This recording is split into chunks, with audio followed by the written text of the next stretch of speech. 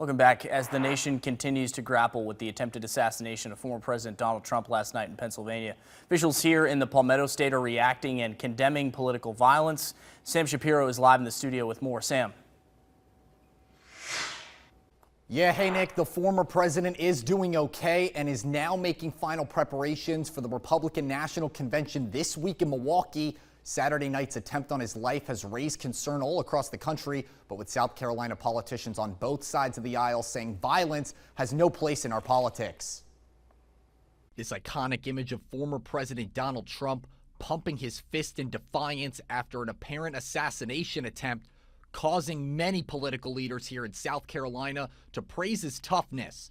One of his top allies in Congress, Senator Lindsey Graham, says Trump's resilience was proven long before Saturday night. He has an ability to absorb punishment like anybody I've ever met. Obviously, God is not through with President Trump, but for the country, we probably need to do some soul searching as a nation. South Carolina GOP Chair Drew McKissick spoke with WIS from the RNC in Milwaukee, saying our civic process deserves better and political differences need to be decided in the voting booth. We've got a country where, thankfully, elections don't end in bloodshed or cause massive harm to people and property. And when people begin to take things into their own hands, there are consequences. And this, awful person has paid that consequence.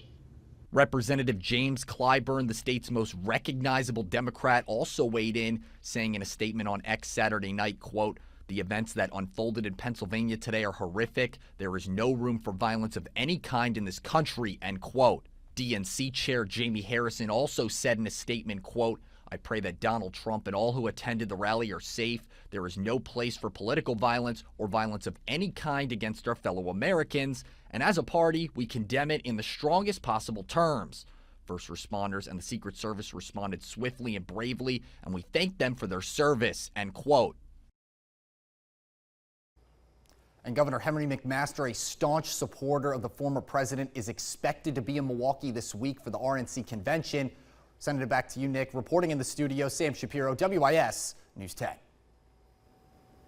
Sam, thank you. And Governor McMaster weighed in on the situation on X, saying, quote, "The risks and forces President Trump is willing to face to serve his country are unbounded. He is the face of America's strength today. Peggy and I join millions of others praying for his safety and security and that of his family and our country," end quote.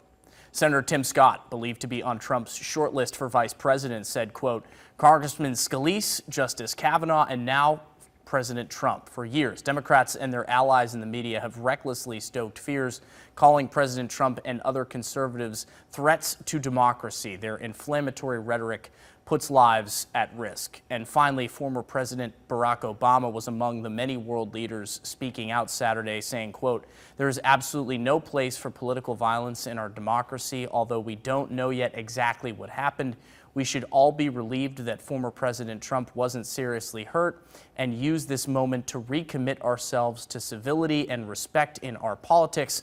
Michelle and I are wishing him a quick recovery," end quote. Stay with us. Weather is next.